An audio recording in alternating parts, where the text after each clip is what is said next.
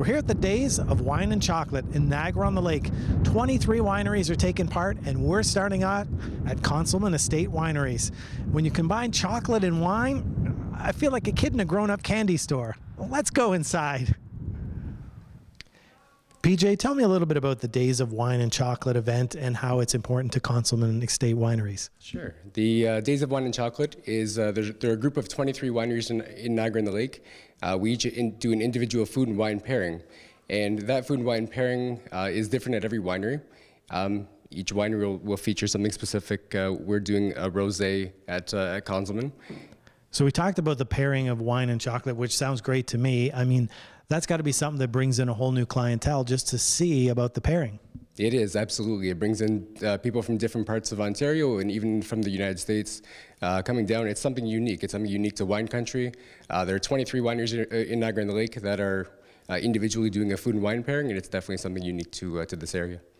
Now you go on a tour and they always talk about, bringing out the flavor and different things. This, with a lot of different foods, there's different wines to use with that. There's absolutely different wines with different foods.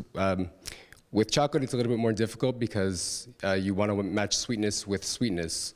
So cocoa naturally contains tannins, and because of that, the darker the chocolate that you have, the heavier the wine that you want to pair with it. So it's a little bit more difficult to pair wine with chocolate as opposed to other foods, but it's definitely a good thing.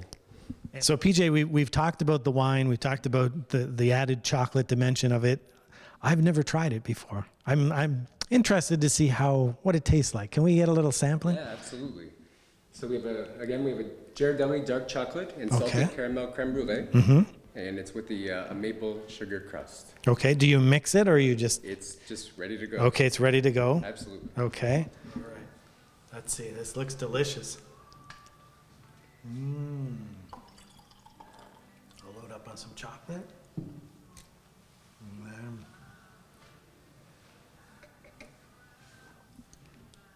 That's delicious. I'll have more of this. Michelle Bosque of Chateau Des Charmes Winery told us about the history of the Days of Wine and Chocolate. Well, it started as something a little bit different called Days of Wine and Roses, and that was maybe 12 or 13 years ago. And eventually, we all realized that what's better at Valentine's Day than chocolate and wine, so it evolved into the Days of Wine and Chocolate. And as the years go on, the chocolate experience becomes more and more elaborate and involved, so it's a lot of fun. Now, there's 23 wineries involved. What did it take to put this together and get everybody involved? Well, we're all member wineries of Wineries in Niagara on the Lake, and as part of the membership, we all participate in these programs. Like in May, we have Sip and Sizzle, and in November, we have Taste the Seasons. So they all feature something a little bit different, and we're all enthusiastic about having guests come down and experience our wineries at this slightly off-season time of year. Tell us about your pairing today. Well, we are featuring a kettle corn, which has a little bit of sweet, a little bit of salt, and has white Valrhona chocolate drizzled on top. So it's got a sweet, it's got a texture, and it's got a little bit of salt. And it pairs beautifully with sparkling wine. But of course, everything works with sparkling wine. We've had record sales this year of our touring passes, so we're thrilled. Over 1,600 or 1,700 passes have been sold, which is the most for the program since its inception. So we're excited. And you have some great combinations with wine and chocolate, and I also noticed great packages involved too. If people want to have accommodations or designated drivers, everything's there. Absolutely. The designated driver pass is ideal because we're always trying to promote responsible enjoyment of our wines when you're visiting. And so rather than leave the DD out, they can come and enjoy all the food pairings. And we'll give them a little something non-alcoholic to drink as well. Now we have one more weekend left to try this delicious treat here. How can people get involved? Where's the information that they need? The best place to go is wineriesofniagaraonthelake.com. That's all one word, lowercase. And you just click right on our homepage and all the information is there.